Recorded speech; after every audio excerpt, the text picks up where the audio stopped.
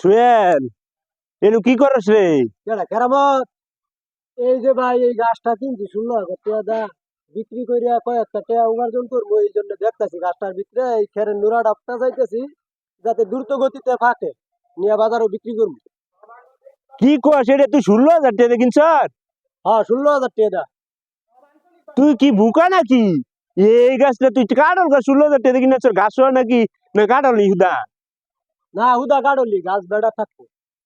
তুই কি মনে করে তুই 16,000 টাকা দিয়ে কিনলি? এই কাটল কয়টা গাছ? দূর মিয়া, আন্যা আমারে বুঝতেন মিয়া, আমি কি না বুঝে কিনছি মিয়া?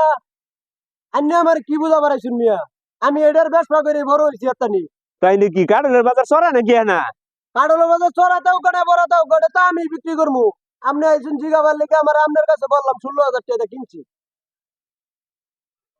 এ না তাহলে কি যত্নটা করতেছ কাটলে?